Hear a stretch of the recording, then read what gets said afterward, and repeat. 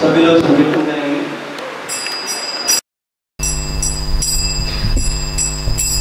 जय राधा माधव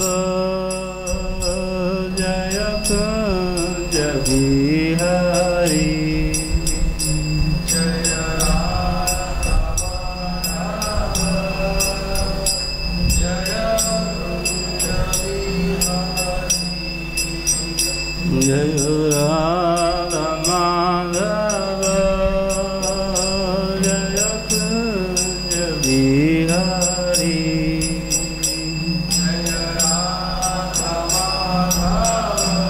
सभी लोग उत्साह से बोलिए जय गोपी जन वल्लभ जय गिरवरधारी।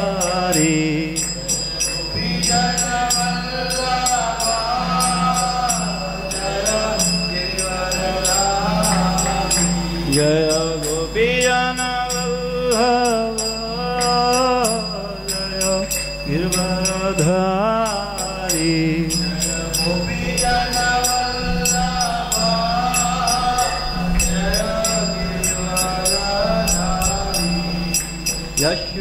यशोलनन्दन व्रज जनरञ्जन यशोलनन्दन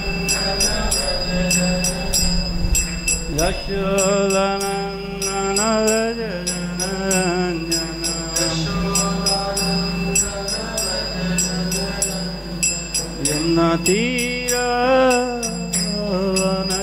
यमुनातीरवनचारी।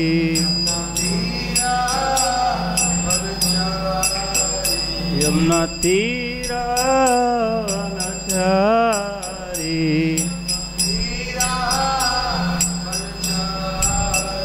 जय राधा माधव जय कुंज बिहारी।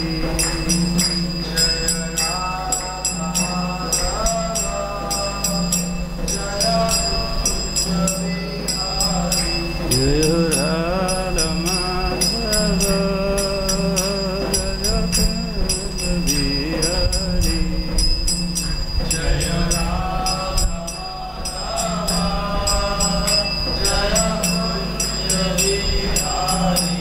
हरे कृष्ण कृष्ण कृष्ण हरे हरे हरे राम राम राम हरे हरे। हरे कृष्ण कृष्ण कृष्ण हरे हरे हरे राम राम राम हरे हरे। हरे कृष्ण कृष्ण कृष्ण हरे हरे हरे राम राम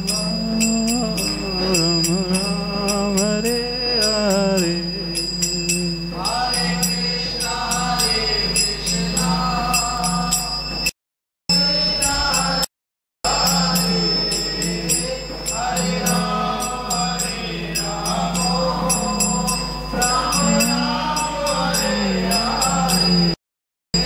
हरे कृष्ण हरे कृष्ण कृष्ण कृष्ण हरे हरे हरे राम राम राम हरे हरे। हरे कृष्ण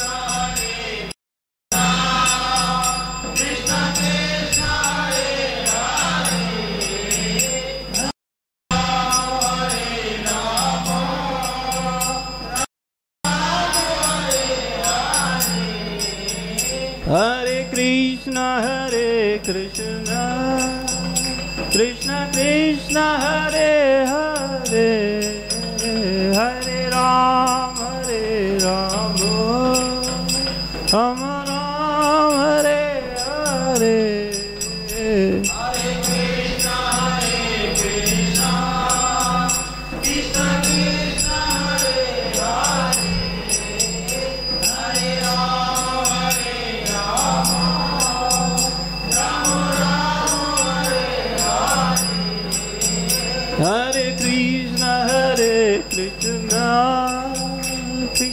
कृष्ण हरे हरे हरे राम राम राम हरे हरे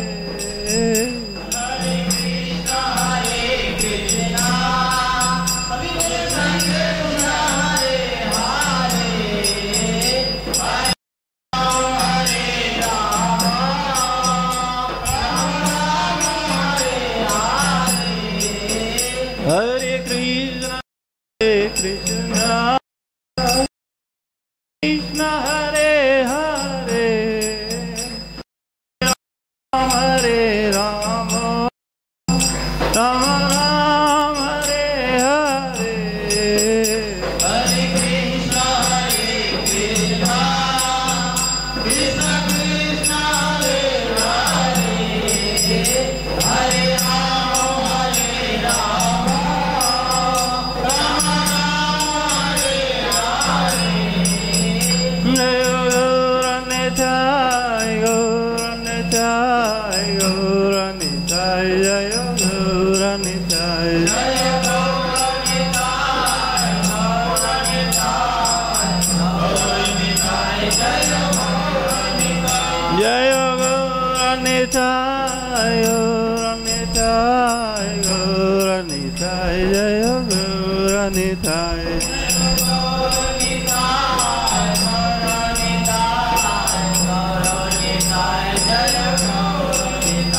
जय जय प्रभुपाद प्रभुपाद प्रभुपाद प्रभुपाद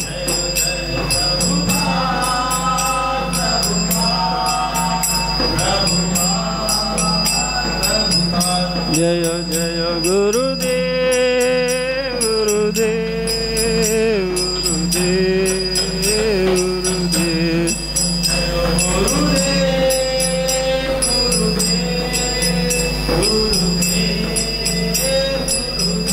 नित्य और हरि बोल हरि बोल हरि बोल हरि बोल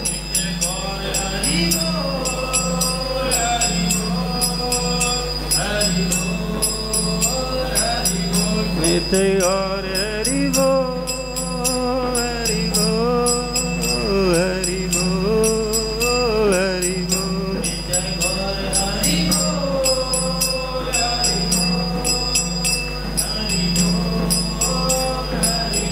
नित्य और हरि बोल हरि बोल हरि बोल हरि बोल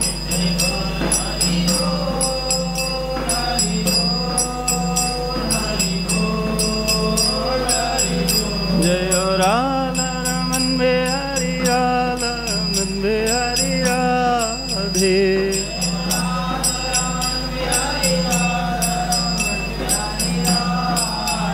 जय राधा रमन बिहारी राधा रमन बिहारी राधे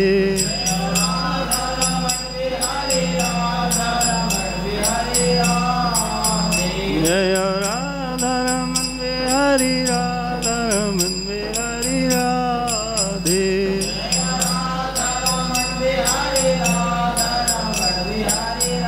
जय राधे जय राधे जय राधे जय श्री राधे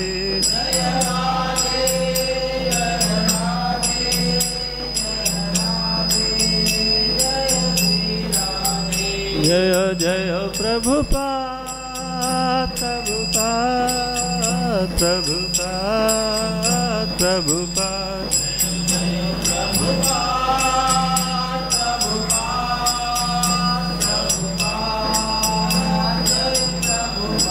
जय जय गुरुदेव गुरुदेव गुरुदेव गुरुदेव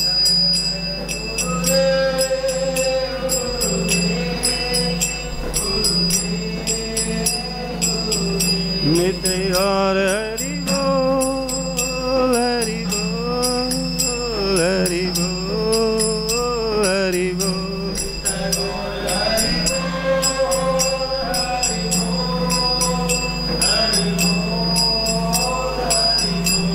नित्य गौर हरि बोल हरि बोल हरि बोल हरि बोल।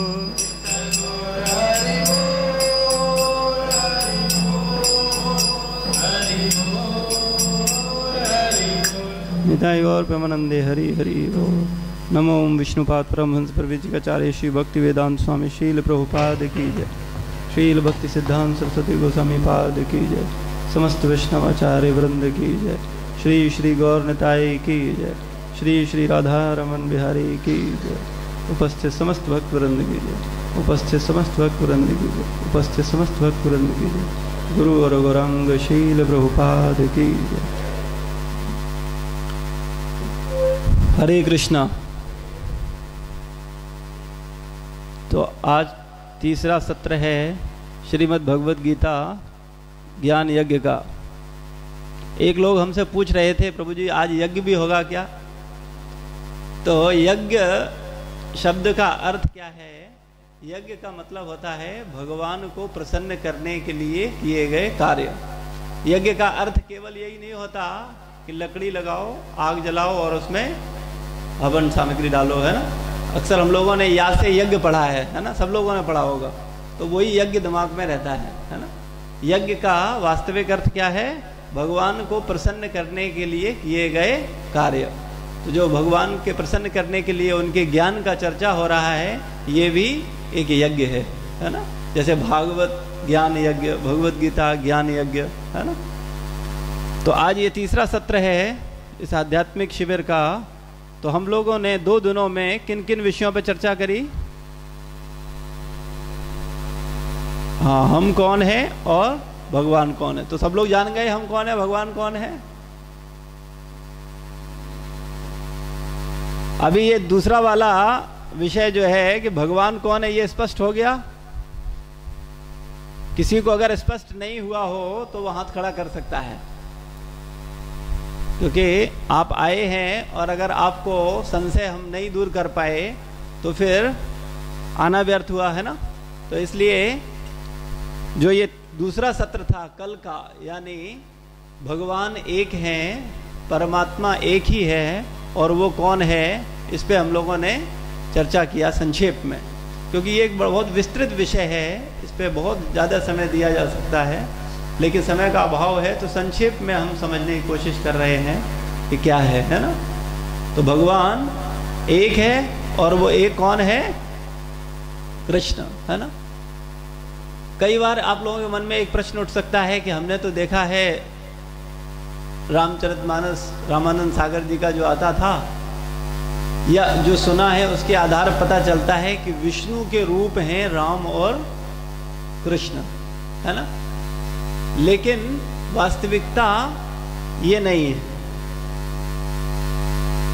क्योंकि रामचरितमानस जो रामानंद सागर जी ने दिया है, उसका उद्देश्य समाज को सही ज्ञान देना, सही शिक्षा देना तो है ही है, लेकिन उसका उस आधार पर देना है जिससे कि वो रोचक बने, है ना। और जो गहरा ज्ञान है, अगर आप नारद पंचरात्र, श्रीमद् भागवत या प्रमाणित गुरु की शरण में जाएंगे तब आपको पता चलेगा कि वास्तविकता क्या है। तो जैसा कि कल हमने चर्चा किया था कि भगवान कौन है? गोविंद है। ब्रह्मा जी ने कहा था ईश्वर परमः कृष्ण सच्चिदानंद विग्रह अनादि आदि। अनादि मतलब जब कोई नहीं था तब वो थे, है ना। अनादि आदि गोविंद सर्व कारण कारणा, सभी कारणों के कारण है ना। तो हम लोगों ने पता किया था कि ब्रह्मा जी के कारण कौन है? विष्णु, है ना, गर्भोदक्षाई विष्णु। अब विष्णु कितने प्रकार के हैं?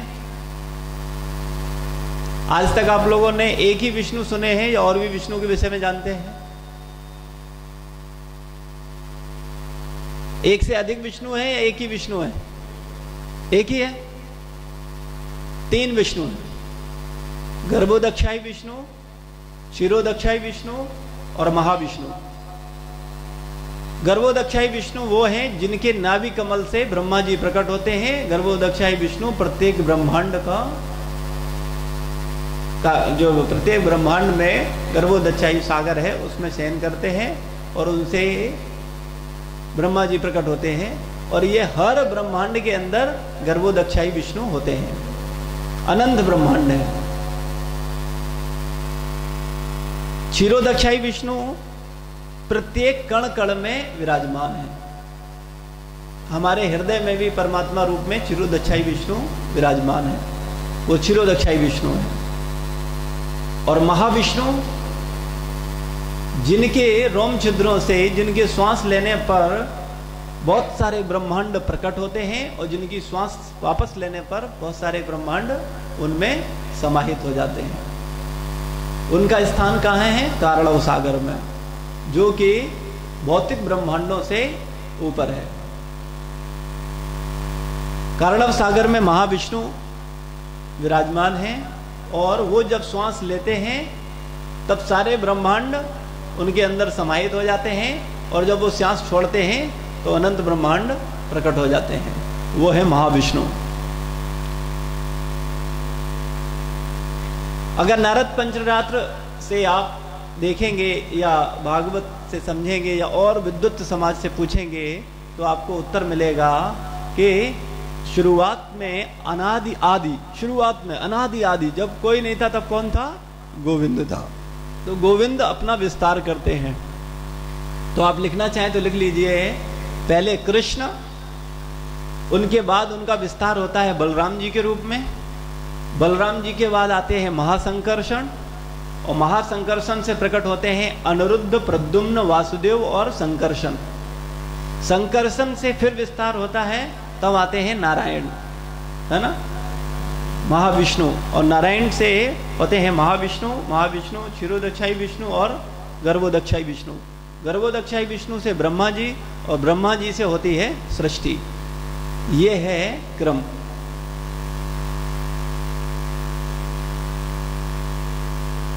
अगर आप देखेंगे तो, अगर आप लोग कुछ लोग जानते हो तो उन्हें पता होगा कि दशरथ जी ने भी पत्ते पर लेटे हुए कृष्ण का आराधना किया था।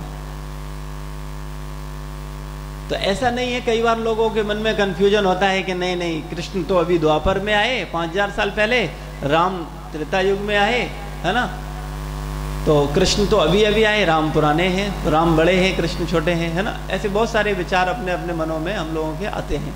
लेकिन ये राम और कृष्ण, इनका इस ब्रह्मांड में एक निश्चित समय में आते हैं, ये इनकी व्यवस्था उन्होंने खुद की है।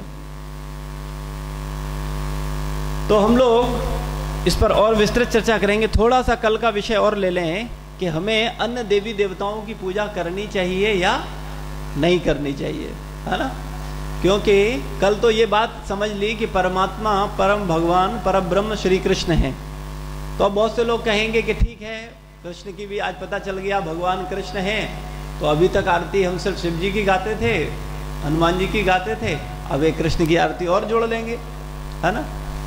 तो क्या ऐसा करना चाहिए या ऐसा नहीं करना चाहिए, है ना। उसके बाद हम संबंध ज्ञान, जो आज का विषय है, उस पर चर्चा करेंगे, और हमारे मनुष्य जीवन का जो उद्देश्य है उस पर भी चर्चा करेंगे, है ना। तो अभी हम प्रार्थना करते हैं गुरु महाराज श्रील प्रभुपाद जी, श्री श्री गौर निताई, श्री श्री राधा रमन बिहारी से, कि वो हम सब पर कृपा करें, जिससे इस आध्यात्मिक ज्ञान को हम लोग समझ सकें। ओम अज्ञानतिमिरान्धस्य ज्ञानञ्जनशलाकया चक्षुरुन्मिलितं येन तस्मै श्रीगुरुवे नमः। श्रीचैतन्यमनोभीष्टं स्थापितं येन भूतले स्वयं रूपा कदा मह्यं ददाति स्वपदान्तिकम्। वन्देऽहं श्रीगुरो श्रीयुतपदकमलं श्रीगुरुन् वैष्णवांश्च श्रीरूपं साग्रजातं सहगणरघुनाथान्वितं तं सजीवं सावद्वैतं सावधूतं परिजनसहितं कृष्णचैतन्यदेवं श्रीराधा कृष्णपादान् सहगणललिता श्रीविशाखान्वितांश्च। हे कृष्ण करुणा सिंधु दीनबन्धु जगत्पते, गोपीश गोपिकान्त राधाकान्त नमोस्तुते। तप्त कांचनी गौरांगी राधे वृंदावनेश्वरी। वृषभानुसुते देवी प्रणमामि हरिप्रिये। वाञ्छाकल्पतरुभ्यश्च कृपा सिन्धुभैव च पतितानां पावनेभ्यो वैष्णवेभ्यो नमो नमः। जय श्री कृष्ण चैतन्य प्रभु नित्यानंद श्री अद्वैत गदाधर श्रीवासादि गौर भक्त वृंद। हरे कृष्णा कृष्णा कृष्णा हरे हरे, हरे राम राम राम हरे हरे।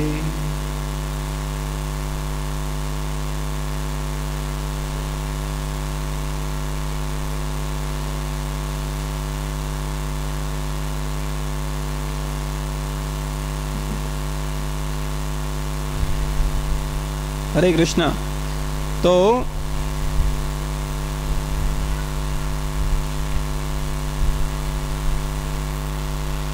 शास्त्र हमें बताते हैं कि हमें देवी देवताओं को अपना इष्ट नहीं बनाना चाहिए। कल हमने जैसा चर्चा किया था कि एक आपके पिता हैं और एक पान वाला है ना, या अन्य दुकानदार है। आपका पिता आपको वही देगा जिसकी आपको जरूरत है या जो आपका हित करने वाला है ना।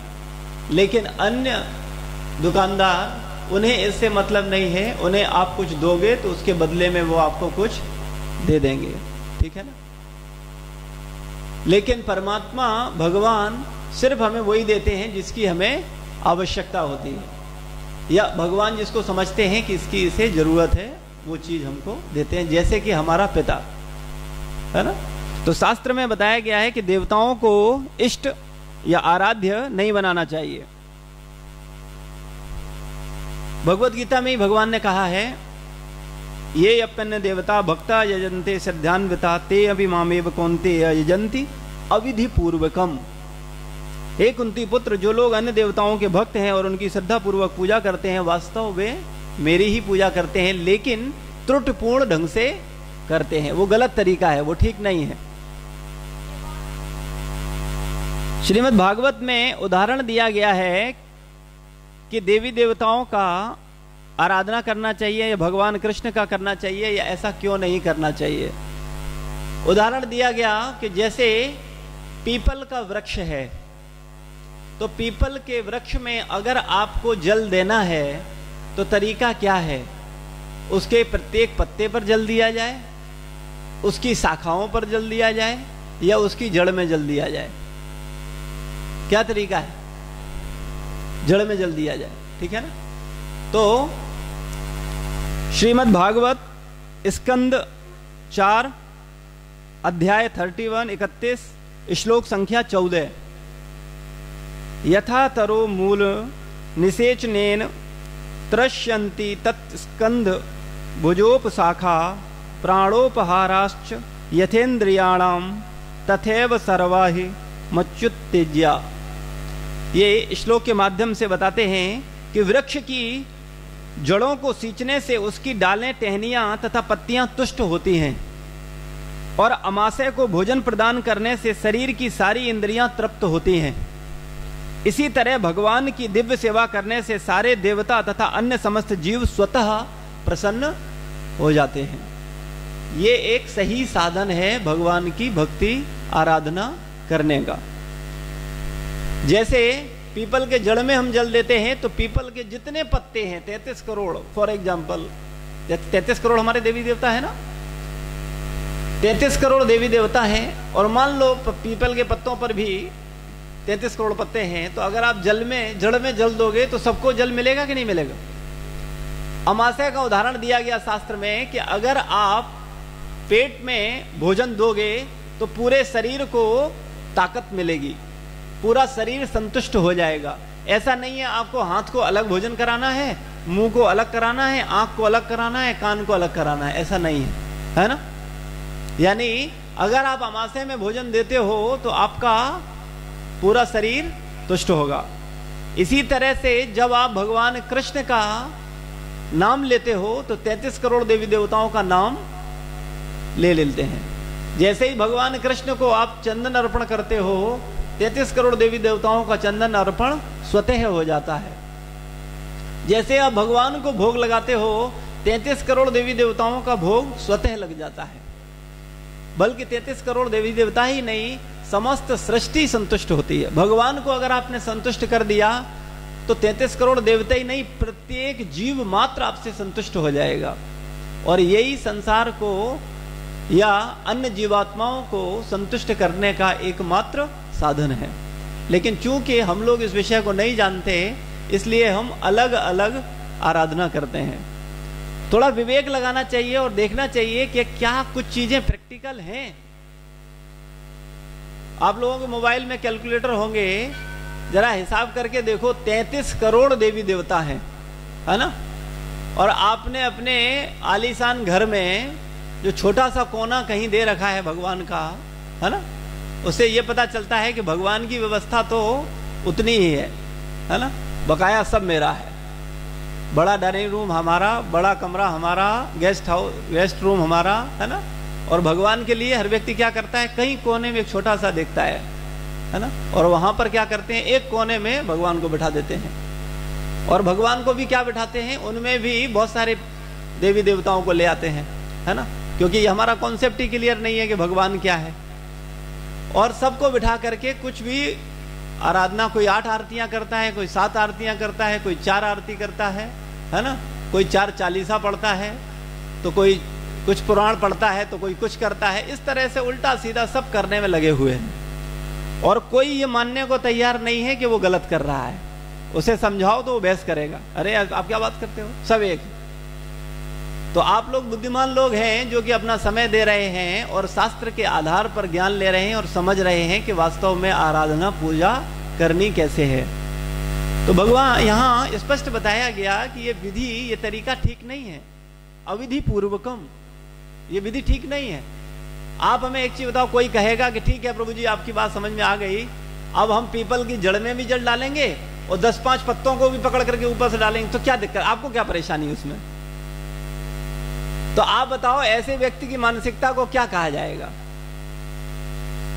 जो व्यक्ति जानता है, समझ गया कि नहीं पीपल के जड़ में जल डालने से सबको मिल जाएगा, फिर भी वो 10-5 पत्तों को, क्योंकि 33 करोड़ पत्तों को तो पकड़ने से रहा, उसकी सामर्थ्य से बाहर का विषय है, वो 5-6-10 को पकड़ता है ना। और वो भी उन्हें पकड़ता है जिनका उसका कोई आधार नहीं है।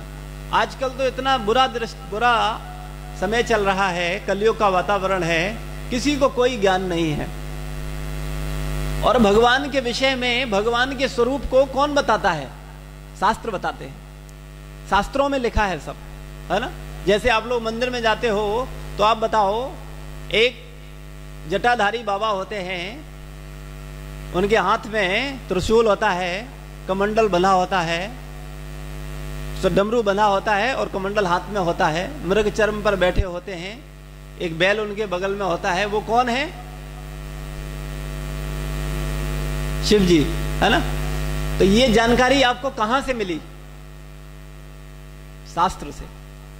शास्त्र में बताया गया कि भगवान का ये रूप है, वो डमरू धारण करते हैं, वो त्रिशूल लिए हैं, वो जटाधारी हैं, गंगा जी और इनके बालों में हैं, चंद्रमा को वो धारण करते हैं। उनके आधार पर चित्र भगवान का बनाया जाता है ना। देवी मां का चित्र, उसमें भी बताया गया, वो 8 भुजाएं हैं, वो 8 भुजाओं में अस्त्र शस्त्र धारण किए हैं, सिंह पर सवार हैं, है ना। तो हम लोग जानते हैं कि ये देवी मां है। हनुमान जी के स्वरूप के विषय में भी शास्त्र में वर्णन है। शास्त्र में प्रत्येक देवी, देवता और परब्रह्म, है ना, इन सब का वर्णन है और उनके आधार पर ही ये पोस्टर छपते आए हैं। आज दुर्भाग्य ये है कि हमने अपनी दुर्बुद्धि, कुबुद्धि का प्रयोग करना भगवान में भी शुरू कर दिया है, छेड़छाड़ शुरू कर दी है। कैसे छेड़छाड़ करते हैं, भगवान गोवर्धन पर्वत उठाते हैं, आपने देखा हो, भगवान इस उंगली पे गोवर्धन पर्वत उठाए हैं, है ना। यह भगवान शिव का बड़ा सौम्य रूप होता है। आजकल नए नए पोस्टर आ रहे हैं जिसमें भगवान की बॉडी दिखाई जाती है ना। जैसे बॉडी बिल्डर होते हैं ना, उनका बड़ा गट्स होते हैं ना, ऐसे यूं करते हैं तो भाई ये फूल जाता है, इधर फूल जाता है, उधर फूल जाता है, क्योंकि वो अपने ये फुला करके दिखाते हैं, उनके अंदर बहुत शक्ति है ना। तो बहुत से लोग क्या सोचते हैं कि भगवान के अंदर भी ऐसी ही कोई शक्ति है फुलाने वाली। तो एक व्यक्ति ने भगवान का चित्र बनाया और कृष्ण के बहुत तंगड़े डोले कर दिए और वो यूं उठाए हुए हैं। तो ये सब मूर्खता है। भगवान की कोई ऐसी शक्ति नहीं है जैसी हमारी शक्ति है कि हम कोई एक्सरसाइज करके बॉडी बिल्डिंग करके अपने अंदर शक्ति को अर्जित कर लेंगे और फिर उससे गोवर्धन उठा रहे हैं। वो ये मूर्खता है। लेकिन हम लोग जानते नहीं है, इसलिए हम ऐसे ही पोस्टर खरीदते हैं। अरे वाह, ये देखो कोई पोस्टर आया है, कितना बढ़िया पोस्टर। ऐसा पोस्टर तो अभी तक दिखा ही नहीं है ना, और ला करके घर में लगा देते हैं। फिर जब घर में लगता है तो जो और 50 मूर्ख आते हैं वो भी अच्छा भगवान का यही तो असली रूप है बॉडी बिल्डर। अभी तक तो हम सिंपल देखते आए, और इस तरीके से अज्ञानता का प्रचार प्रसार होता चला जाता है। तथा कथित लोगों को भगवान मान लेते हैं, है ना। भगवान है, उसका कोई स्थिति बदलता नहीं है। हमने एक सिद्धांत दिया था आपको, भगवान को कोई समान भी नहीं है तो उनसे ऊपर कैसे हो सकता है कोई, है ना।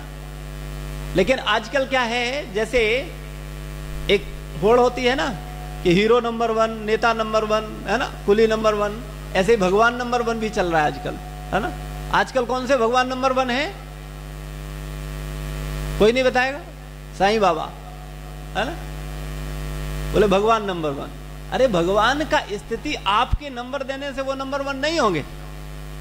हम लोगों का तो बड़ा छोटा बुद्धि है। जो मीडिया दिखाता है, जो 10-5 अभिनेता नेता जिस पर चले जाते हैं, हम सोचते हैं वाह यही है। हमें समझना चाहिए, इतना विवेक रखना चाहिए कि वास्तव में भगवान क्या है, संत क्या है, भक्त क्या है, इन सबको समझना चाहिए, ना कि कुछ भी बोले और करना शुरू कर दें। आज के 20 साल पहले, हमारी समझ से ज्यादातर लोगों की उम्र 50 साल के लगभग है, 40-50 साल, 20-25 साल पहले कितने लोग साईं बाबा को जानते थे? हाथ खड़ा करें। 25 साल पहले तब किसी की कोई इच्छाएं पूरी नहीं हो रही थी। कहने का तात्पर्य यह है, 25 साल पहले कुछ लोग जानते थे, हम ये नहीं कह रहे कि नहीं जानते, लेकिन इसका प्रचार प्रसार इतना किया गया कि समाज के अंदर आज ये हो गया कि नहीं, साईं बाबा ही सब कुछ है। और एक 33 करोड़ में एक और देवता अपनी तरफ से ऐड कर दिया हमने, 33 करोड़ एक देवता, है ना। तो ये सब दुर्भाग्य है हमारे सनातन धर्म का, और उसका कारण यह है, हमारे सनातन धर्म का दुर्भाग्य नहीं है, हम दुर्भाग्यशाली हैं कि हमने सनातन धर्म में तो जन्म ले लिया, लेकिन सनातन धर्म को समझने के लिए समय कभी नहीं दिया, और व्यर्थ में ही कुछ भी बोलते रहते हैं और सुनते रहते हैं। आपने कभी किसी मुस्लिम को गलत धर्म के प्रति बोलते देखा है? किसी ईसाई को कभी बोलते गलत देखा है? लेकिन हम सनातन धर्मी कुछ भी बोलते हैं। अक्सर देखा जाए तो ज्यादातर जोक्स भी भगवान के ऊपर उल्टे सीधे बनाते हैं, है ना। तो ऐसे लोगों को दंडित किया जाना चाहिए और समाज को एक सही दिशा देनी चाहिए। ऐसा नहीं कुछ भी करते रहो। तो भगवान, कहने का मतलब यह है कि भगवान देवी देवताओं की उपासना क्यों नहीं करनी। तो अगर कोई कैलकुलेटर है आपके पास तो जरा कैलकुलेशन करो।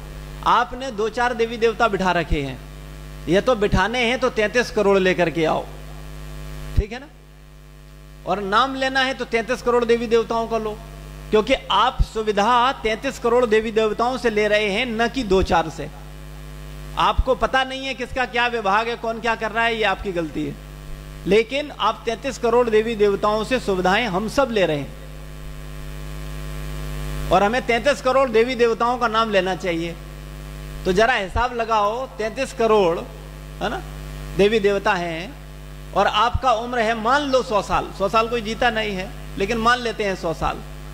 तो 100 साल को जरा भाग कर गुणा करना 100 साल में महीनों से, 12 महीने से, है ना, और 12 महीने के बाद गुणा करना 24 घंटे से, 24 घंटे के बाद गुणा करना मिनट से, सेकंड से, और समय निकल करके आएगा इतने सेकंड आपके पास जीवन में 100 वर्ष में हैं। ये घर पे जाकर के आप कर लेना। उतने सेकंड आप इस धरती पर रहने वाले हो, बस।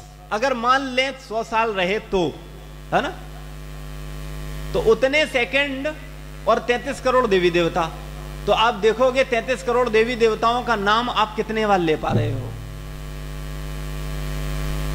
ये प्रैक्टिकल नहीं है। सिद्धांत दिया गया है कि जड़ में जल डालो तो ऑटोमेटिक पिल के प्रत्येक पत्ते को जल मिल जाएगा, और शास्त्र इसकी पुष्टि करते हैं। भागवत कथा जो है वो एक घटना आती है, आप सबने सुनी होगी, मैं उसको रिपीट कर रहा हूं जिससे आपका ये कॉन्सेप्ट और क्लियर हो जाए। दुर्योधन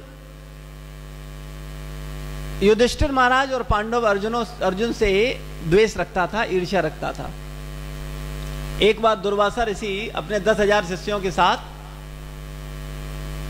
दुर्योधन के पास पहुंचे, तो दुर्योधन ने उनका सत्कार किया और बड़ा आदर किया और बोले कि हमारे भाई वहां रहते हैं, आप उनका भी आतिथ्य स्वीकार करें तो हमें बड़ा अच्छा लगेगा। क्योंकि वो चाहता था कि ये उनके पास जाएं और ऐसे समय जाएं जबकि माता द्रौपदी भोजन कर चुकी हूं, क्योंकि माता द्रौपदी को सूर्य ने एक अक्षय पात्र दिया था जिसका लक्षण यह था कि जब तक माता द्रौपदी भोजन नहीं करेंगी तब तक उस अक्षय पात्र से आप जो मांगोगे वो बराबर मिलता रहेगा, और जैसे ही माता द्रौपदी भोजन कर लेंगी फिर वो पात्र भोजन नहीं देता था। तो सुबह का समय था, सारे लोग भोजन कर लिए, माता द्रौपदी भी भोजन कर ली, और दुर्योधन ने दुर्वासा ऋषि और उनके 10,000 शिष्यों को पूरी योजना के साथ उनके उस समय भेजा जबकि द्रौपदी माता भोजन कर चुकी थी।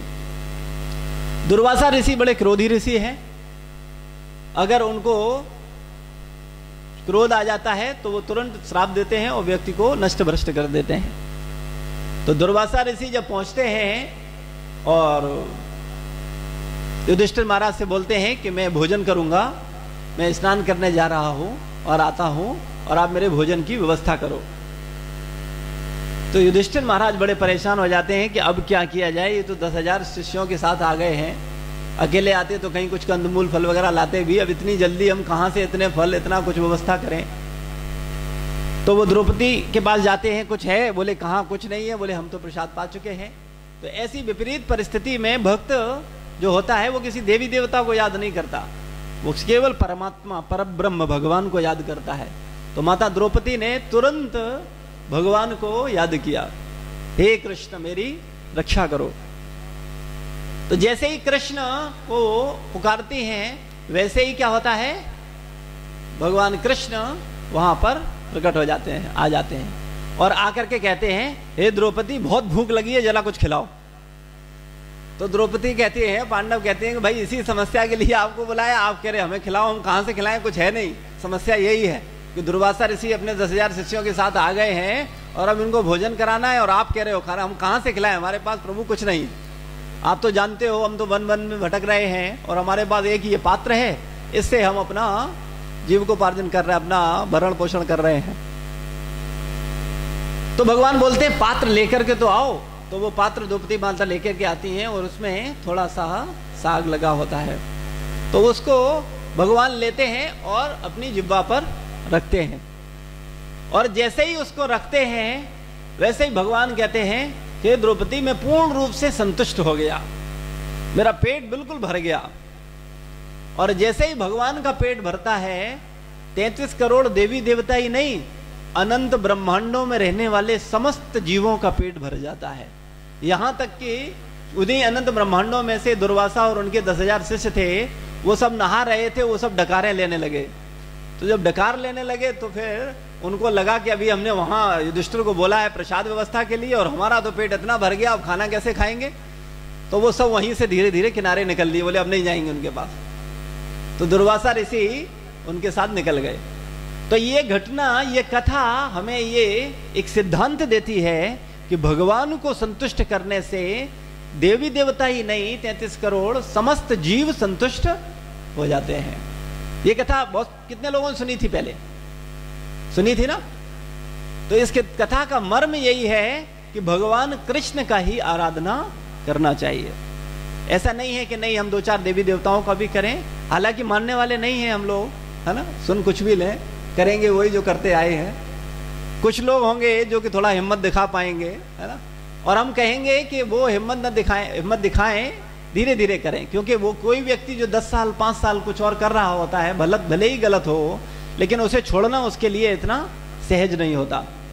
तो उसका तरीका यह है कि कोई देवी देवता का जिसका उपासना कर रहा है उसकी उपासना करता रहे, उनसे प्रार्थना ये करे कि अब मुझे सद्बुद्धि दो और अपने इष्ट, आप सबके जो इष्ट हैं, जो मालिक हैं, उनकी सेवा में हमें लगाओ। और ये हमारा व्यक्तिगत अनुभव है, चाहे हनुमान जी हों, चाहे शिव जी हों, चाहे गणेश जी हों, चाहे देवी माँ हों, जब अपने भक्त पर पूर्ण रूप से प्रसन्न होते हैं तो उन्हें कृष्ण भक्ति में भेज देते हैं, उनका प्रमोशन कर देते हैं। ये प्रैक्टिकल, हम अपने विषय में अपना व्यक्तिगत आपको अनुभव बताएं। हम खुद हनुमान जी के उपासक थे, हम खुद बजरंग बाण का नियमित पाठ करते थे, हम आध्यात्मिकता को बहुत ज्यादा नहीं जानते थे, ICICI बैंक में जॉब करते थे और अपना कुछ भी जो बजरंग बाण, हनुमान चालीसा, इनका अपना पाठ किया करते थे, तो हमें भी कोई बहुत ज्यादा ज्ञान नहीं था। लेकिन हनुमान जी के, हम प्रत्येक मंगलवार को हनुमान जी के मंदिर जरूर जाते थे बूंदी लेकर के और उनको खिलाते थे।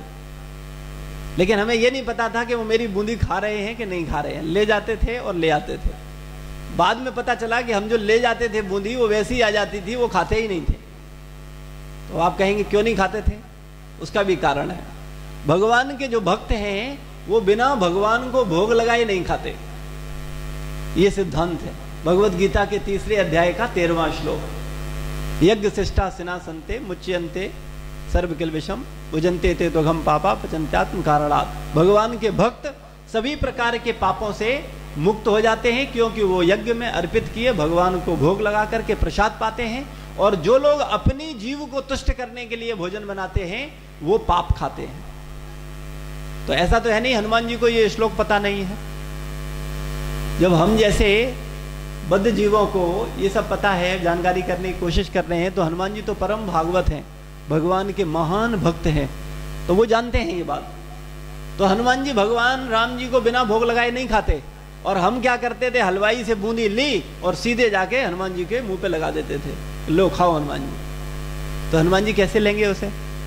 हम उसमें तुलसी दल डालें, उसको राम जी को, कृष्ण को भोग लगाएं और उस भोग को लेकर के हनुमान जी के पास जाएं, फिर आप देखिए हनुमान जी आपका प्रसाद जरूर ग्रहण करेंगे। और यही भोग लगाने का विधि है। 33 करोड़ देवी देवताओं को भी, चाहे शिव जी हो, शिव जी भी भगवान के परम भक्त हैं। शिव जी को भी अगर आप कुछ भोग लगाने जाओ, चढ़ाने जाओ, तो मैं मना नहीं कर रहा कि उन्हें भोग मत लगाओ, वो भी भाई प्रसाद लेते हैं, उन्हें भी खिला सकते हो, उन्हें भूखा मत रखो, लेकिन उन्हें प्रसाद दो, क्योंकि आप ले जाते हो, आपको लगता है वो खा रहे हैं, लेकिन वो आपकी प्रसाद की तरफ देखते भी नहीं है, क्योंकि उनके पास किसी चीज का अभाव नहीं है। अगर आप भगवान का भोग लेकर के जाओगे तो 33 करोड़ देवी देवता आपके प्रसाद को आपसे छीन लेंगे। शिव जी को जब प्रसाद मिलता है तो वो नाचने लगते हैं। शास्त्रों को पढ़िए, उसमें सब उत्तर है, सब कुछ लिखा है। हनुमान जी को जब कृष्ण प्रसाद मिलता है तो वो भगवान का कीर्तन करने लगते हैं, नृत्य करने लगते हैं, महाप्रसाद। हम लोग तो चूंकि बद्ध आत्मा है, हमारा हृदय बहुत गंदा है, प्रसाद पाते हैं खाने की तरह ही, स्वाद ही देखते हैं, कभी कुछ करते हैं, कभी कुछ करते हैं। हम लोगों का तो वो स्तर नहीं है। लेकिन हनुमान जी इंद्रिय तृप्ति के लिए प्रसाद नहीं पाते, वो प्रसाद को पाते हैं। प्रसाद का अर्थ क्या है? प्रसाद, 3 शब्द हैं, प्र, सा और दा। प्र मीन्स प्रभु, सा मीन्स साक्षात, द मीन्स दर्शन।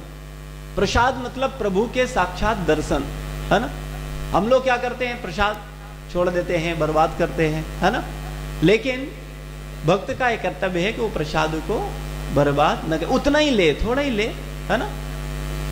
लेकिन हम ये भी नहीं कह रहे कि कहीं विपरीत परिस्थिति में आपको बहुत ज्यादा रख दिया जाए तो नहीं, आप खा ही लो, पता चले आपका तबीयत खराब हो जाए, हम ये भी नहीं कहेंगे। लेकिन हमें स्वयं ध्यान रखना चाहिए कि प्रसाद उतना ही लेना चाहिए जितना कि हम उसे पा सकें। दोबारा ले लो। तो बात चल रही थी, अब प्रश्न आता है कि देवी देवताओं की उपासना क्यों न करें। तो हमारी समझ से काफी कुछ क्लियर हो गया होगा, और भी स्पष्ट कर देते हैं। आगे बताया गया भगवत गीता में, अंतुवंतु फलम तेसाम तद भवत्तल्प मेधसाम देवान देव यजो यान्ति मद भक्ता यान्ति मामपि, मद भक्ता यान्ति मामपि। अल्प बुद्धि वाले व्यक्ति देवी देवताओं की शरण में जाते हैं। कैसी बुद्धि वाले? अल्प। तो आप लोग अल्प बुद्धि वाले रहना चाहते हैं या विस्तृत बुद्धि वाले? भगवत गीता कह रही है अल्प बुद्धि, स्वल्प अल्प बुद्धि वाले व्यक्ति देवताओं की पूजा करते हैं, उन्हें प्राप्त होने वाले फल सीमित तथा क्षणिक होते हैं। देवता क्या दे सकते हैं? आपकी कोई इच्छा पूर्ति कर देंगे, कोई आपको थोड़ा धन दे देंगे, कोई आपका स्वास्थ्य थोड़ा ठीक कर देंगे, है ना, या कुछ और आपने जो मन्नत मांगी है वो आपकी पूरी कर देंगे। लेकिन वो कैसी है? सीमित है और क्षणिक है। क्यों? क्योंकि आप शरीर नहीं हो, आप आत्मा हो, आप सनातन हो। सनातन दृष्टि से जो देवता आपको दे रहे हैं वो बड़ा तुच्छ है। लेकिन जिनकी छोटी बुद्धि है, जिनकी बुद्धि शरीर से ऊपर सोच ही नहीं पा रहे हैं, वो उसी में लगे रहते हैं और देवी देवताओं से अपनी इच्छाओं को पूरा करते हैं और मांगते हैं। आगे बताया गया कि देवी देवताओं की उपासना क्यों नहीं करनी चाहिए। देवी देवताओं के लोक अलग हैं, भगवान का लोक अलग है, एक नहीं है। स्वर्ग, वैकुंठ, गोलोक एक नहीं है, अलग अलग है। स्वर्ग लोक में देवताओं की भी मृत्यु होती है, ठीक है ना, क्योंकि अगर देवताओं की मृत्यु नहीं होती तो बेचारे अमृत क्यों पीते? अमृत पीना ही इस बात को सिद्ध करता है कि उनका मृत्यु होता है। और अमृत पी लेने के बाद अमर नहीं हो जाते। अमृत पी लेने के बाद सिर्फ यह होता है कि उन्हें कोई रोग नहीं होता, उन्हें शक्ति होती है और उनकी अल्प मृत्यु नहीं होती। लेकिन जब उनका समय आता है तब उनको भी मरना पड़ता है ना। तो अगर आप देवी देवताओं की उपासना कर रहे हैं तो आप कहां जाएंगे? देवी देवताओं के पास जाएंगे। भगवान की उपासना कर रहे हैं तो आप भगवान के पास जाएंगे, है ना। अरे भाई, जिसको याद करते हो उसी के पास तो जाते हो। आपके 50 रिश्तेदार हैं, सबके पास पहुंचते हो? जिसको बार बार याद करते हो, जिसको फोन पे बात करते हो, है ना, जिसका चिंतन रखते हो, उसी के यहां तो जाते हो। सेम ऐसे ही भगवत गीता 9वें अध्याय श्लोक संख्या 25, यान्ति देवव्रता देवान प्रत्यान प्रतिव्रता भूतान यान्ति भूतेज्या यान्ति मध्यो जनो अपि माम। जो देवताओं की पूजा करते हैं वे देवताओं के बीच में जन्म लेंगे। जो पितरों को पूजते हैं, सावधान हो जाइए, जो पितरों को पूजते हैं वो पितरों के पास जाते हैं। जो भूत प्रेतों की उपासना करते हैं वो उन्हीं के बीच जन्म लेते हैं, भूत प्रेत बनते हैं। और जो मेरी पूजा करते हैं वो मेरे सनातन धाम को प्राप्त करते हैं। अब आप बताओ, आप भूत बनना चाहते हो, पितृ बनना चाहते हो, देवी देवता बनना चाहते हो, या भगवान के नित्य शाश्वत धाम जहां जन्म मृत्यु जरा व्याधि नहीं है, शाश्वत जीवन है, आनंद है, ज्ञान है, सत्य है, वहां जाना चाहते हो? इच्छा आपकी है, बताना हमारा कर्तव्य है। सही क्या है, गलत क्या है, करना नहीं करना, चलना नहीं चलना, ये आपका अपना विवेक है।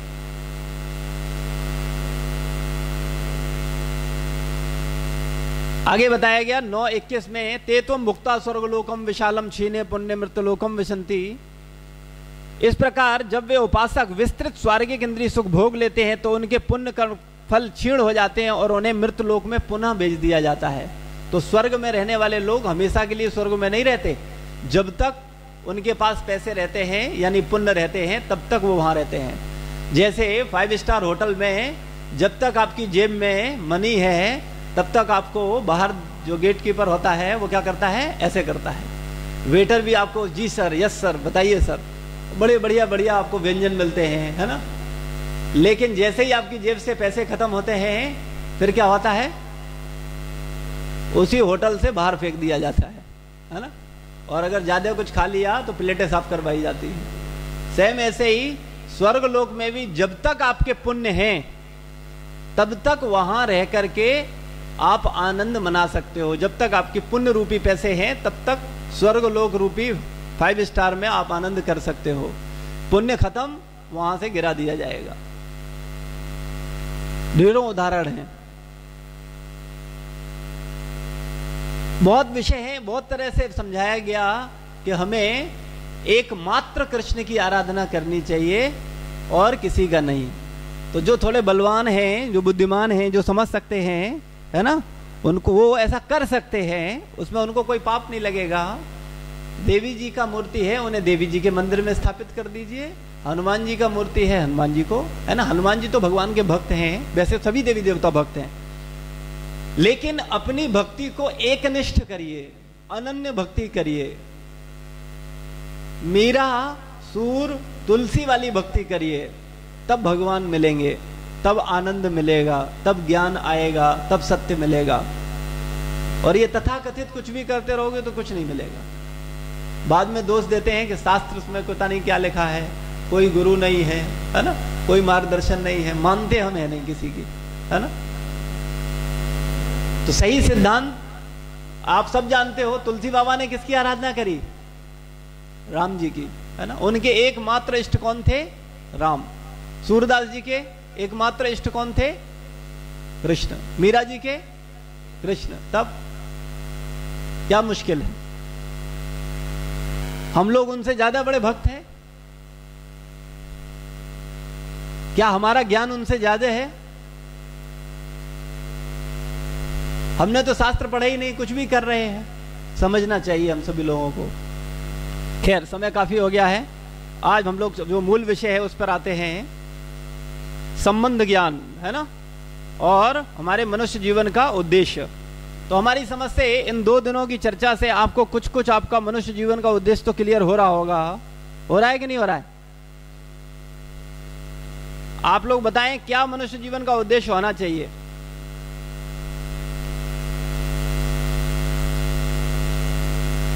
माइक दो, कुछ आप लोगों का भी सुने। हम ही बोलते रहते हैं, आप लोग कुछ बोलते ही नहीं। हमारे मनुष्य जीवन का क्या उद्देश्य होना चाहिए? कौन बताएगा? हाथ खड़ा करें। कृष्ण भक्ति। बहुत सुंदर। क्यों कृष्ण भक्ति होनी चाहिए?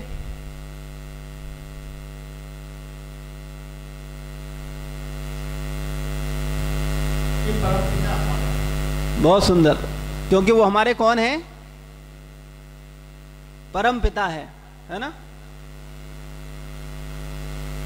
पिता एक ही होता है और उसका सबसे अधिक ऋण होता है हमारे ऊपर। अगर आपके ऊपर एक 5 करोड़ रुपए का ऋण है और एक 1000 का है, 2000 का है, 50 रुपए का है, 100 रुपए का है ना, तो आप चिंता किसकी करोगे? 5 करोड़ वाले की। 5 करोड़ वाला कर्जा चुक गया और सब चुक जाएंगे। तो सबसे ज्यादा ऋणी हम किसके हैं? पत्नी के। रोज सुबह शाम खाना मिलता है भाई, या भौतिक माता पिता के? क्योंकि माता पिता का बहुत बड़ा उपकार है। उन्होंने हमें ये शरीर दिया है, ये बुद्धि दी है, जिससे आज हम सुन रहे हैं, समझ रहे हैं, है ना। लेकिन उनका भी उपकार उतना बड़ा नहीं है जितना कि कृष्ण का है ना, क्योंकि वो हमारे परम पिता हैं। तो भगवान, हमारा मनुष्य जीवन का उद्देश्य भगवान का भक्ति होना चाहिए, भगवान से प्रेम करना चाहिए। अभी तक आप में से कितने लोग हैं जो भगवान से सच में प्रेम करते हैं? अपना हृदय आकलन करके बताइएगा। ऐसे जल्दबाजी में हाथ मत खड़ा करना। सच में भगवान से प्रेम करते हैं? क्योंकि फिर हम कुछ प्रश्न करेंगे, फिर उन पे आप खरे नहीं उतरोगे तो फिर होगा कि अरे प्रेम कहां है। प्रेम का अर्थ क्या है? हमने आपको प्रेम का एक अर्थ बताया था। प्रेम का अर्थ है सिर्फ देना। सिर्फ देना, तभी प्रेम है, अदरवाइज प्रेम नहीं है। यह बात हमेशा ध्यान रखना। अगर आप परचूने की दुकान पे गए, आपने उसे 100 रुपए दिए, उसके बदले में 100 रुपए की वस्तुएं ले ली, तब आपका उससे प्रेम हुआ? वो तो व्यापार हो गया। आपने एक हाथ से दिया, दूसरे हाथ से ले लिया। क्या प्रेम हुआ? प्रेम तो तब हुआ ना कि जब आप परचूने वाले के पास जाओ, वो आपको नमस्कार करे, बोले आपको क्या क्या जरूरत है, ये सामान ले जाओ, खाओ जा करके,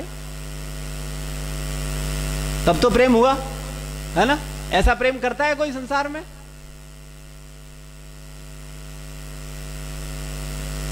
तो ऐसा प्रेम सिर्फ हमसे भगवान करते हैं, है ना।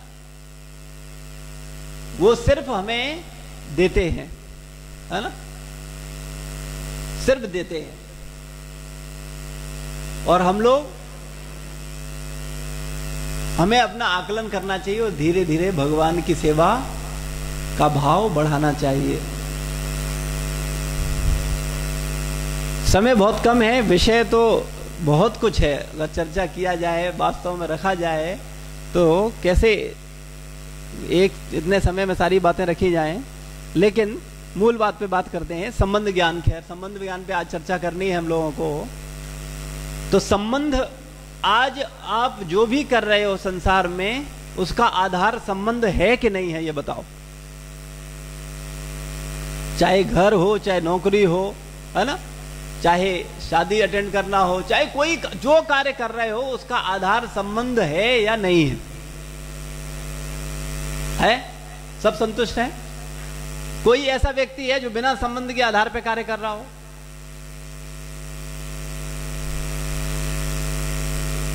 अब प्रश्न दूसरा उठता है, किन संबंधों के आधार पर आप कार्य कर रहे हो? नित्य या अनित्य? नित्य संबंध के आधार पर कार्य कर रहे हो या अनित्य संबंध के आधार पर कार्य कर रहे हो? नित्य वाले कितने लोग हैं? हाथ खड़ा करें। और अनित्य वाले कितने लोग हैं? और जो कोई हाथ खड़ा नहीं कर रहे वो कौन है? अरे, भगवान की कथा में हमेशा उत्साह से भाग लेना चाहिए। या तो व्यक्ति स्त्री होता है या फिर व्यक्ति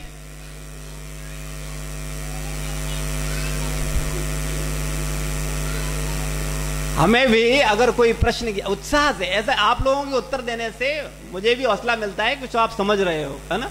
ऐसे नहीं बस बैठे हैं। हाँ जी बताइए, 300 रुपए दिए वसूल करने हैं। उत्साह से भाग लीजिए। पूछा जाए जो आपको आए उसे उत्तर दिया। हाँ, अरे भाई ये तो हाँ है या ना है, दो ही बातें हैं, है ना। फिर से बताइए, नित्य संबंध पर कितने लोग कार्य कर रहे हैं और अनित्य संबंध पर? स्थिति फिर वही। अच्छा, जो हाथ खड़ा नहीं कर रहे उनको माइक पकड़ाओ जरा, पता तो चले उनके मन में चल क्या रहा है। अच्छा, जिन्होंने हाथ नहीं खड़ा किया वो हाथ खड़ा करें। प्रभु जी को पकड़ाओ, फोन दो।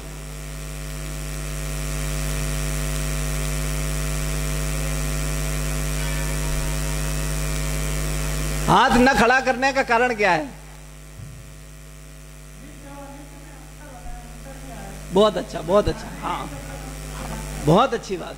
देखिए, यही तो हम आपसे पूछते हैं कि आप लोग बताएंगे नहीं तो हम समझेंगे कैसे? हमें लग रहा है हम सही समझा रहे हैं, अब आपको क्या समझ आ रहा है क्या नहीं आ रहा है उसे बताना चाहिए। बहुत अच्छी बात है जी। और कोई? अच्छा, बहुत अच्छा, बहुत अच्छी बात। देखिए, अब ये नहीं पूछते तो पता ही नहीं चलता। हम अपनी पूरी सत्यनारायण की कथा कह देते और बाद में कोई पूछता।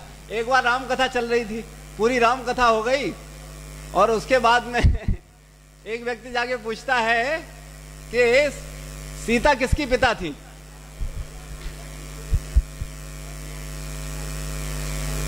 तो हमें ध्यान से सुनना चाहिए। नित्य का मतलब होता है शाश्वत, है ना, जो कि हमेशा से है और हमेशा रहे, है ना, वो होता है नित्य। और अनित्य का मतलब होता है जो कुछ समय के लिए है। जैसे पत्नी आपकी कुछ समय पहले मिली है और बीच में कभी भी आपको छोड़ के चली जाएंगी, या तो आप उनको जाओगे या वो जाएंगी, क्योंकि मरना तो हम सबको है कि नहीं, या साथ साथ मरेंगे। कितने लोग ऐसे हैं जो सच्चा प्रेम करने वाले हैं, बिल्कुल साथ